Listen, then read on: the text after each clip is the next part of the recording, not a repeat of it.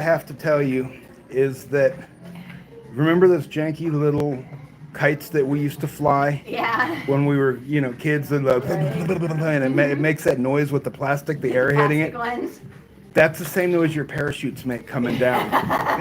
It reminded me of one of those cheap little. That was amazing. Yeah. Yeah. Thank you. Thank you. Yeah, baby. Yeah. So, how high did you guys go? 14,000 feet. 14,000 feet. And then you pulled for me, so that made you save my life. I saved your life. Nice job.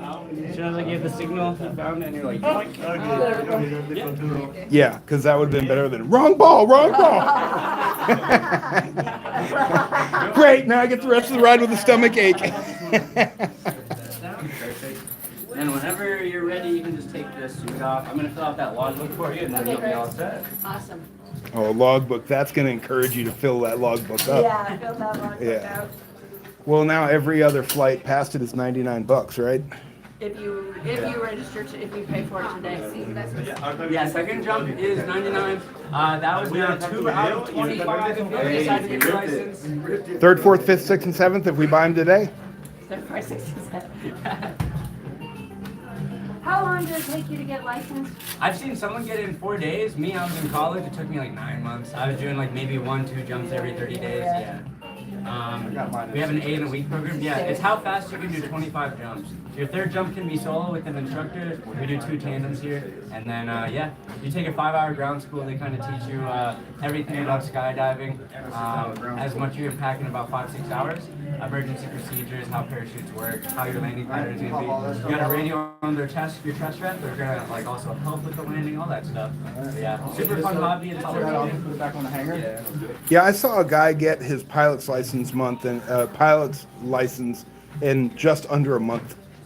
That would be wild. Yeah. I heard if you do all the tests and online book stuff first. As long as you can solo at 15 15 hours. Yeah. And once you solo, it goes pretty quick from there. Yeah, I did. I have had one friend.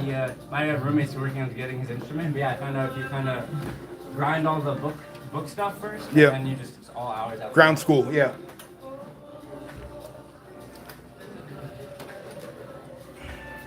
Time to do it again.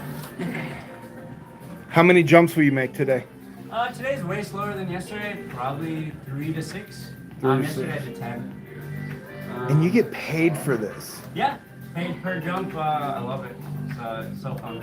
Yeah. Have a seat.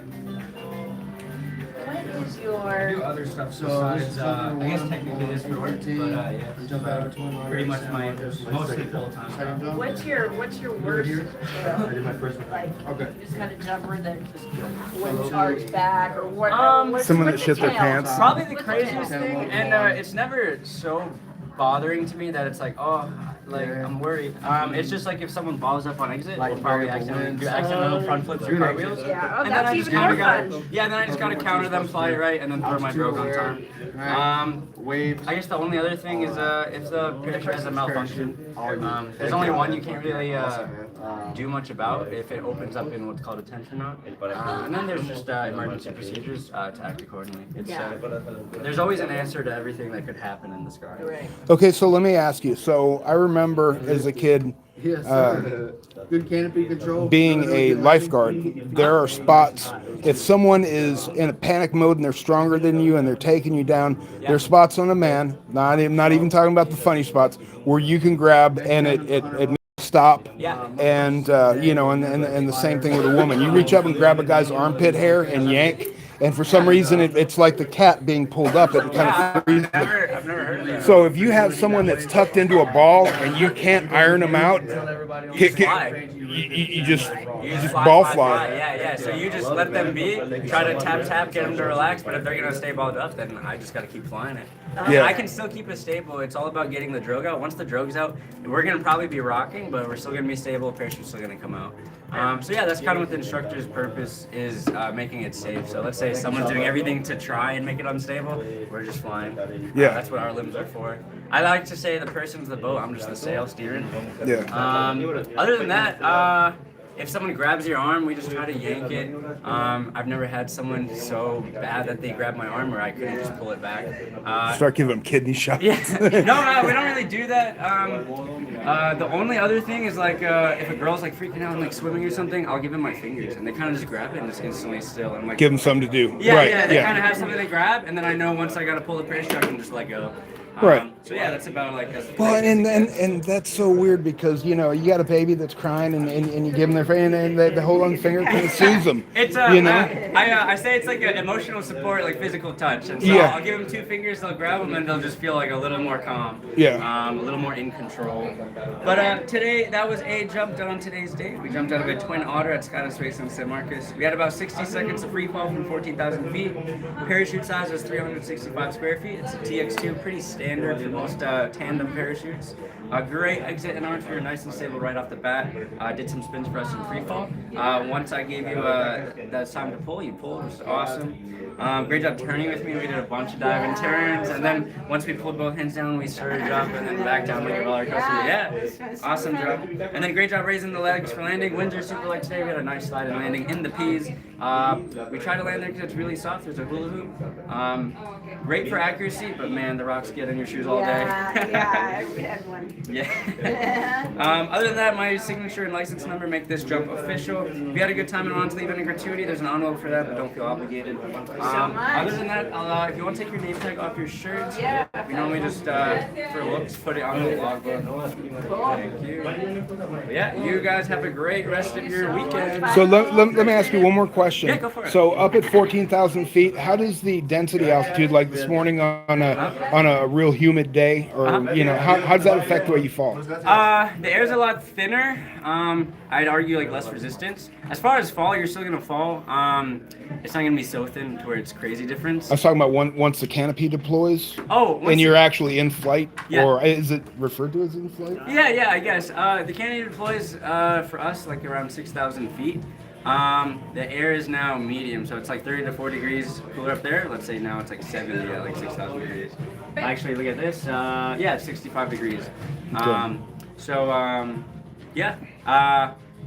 Hotter, humid days, you get more lift. It's thermally, it's bumpier. It tries to keep you up there on a cooler day. It kind of affects the flight of the canopy. Yeah. I do that all based on feel, based on touch. That's kind of how I know how much oomph to give it. Sometimes if I start the flare a little early, we start going up. And then I know it's like, oh, whoa, there's a lot of like feedback, and so I'm not going to go as aggressive on the landing.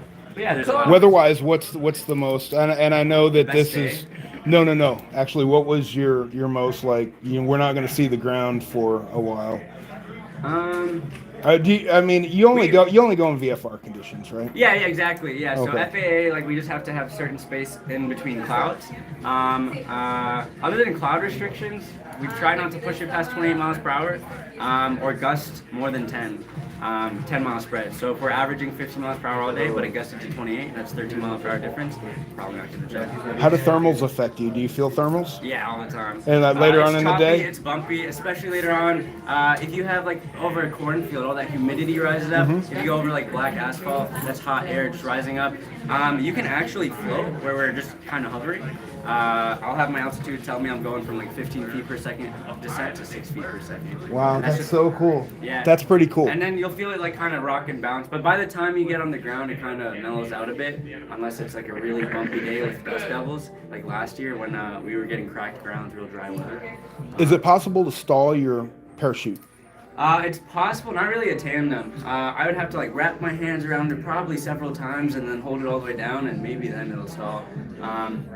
We teach in a canopy course licensed skydivers how to stall a parachute, just because it's a good skill to know where that point is in your lines. But yeah, tandem parachute is almost impossible to stall. Okay. Yeah. Cool. Hey, man. Awesome. Thank you. Yeah. Appreciate all the information. I've had a million questions I've always wanted to ask one of you for sure. guys, I love answering and that was pretty cool. Yeah. Yeah. My sister is cool. My sister and me got her license at the same time, so we learned all of this together. And Where are you from?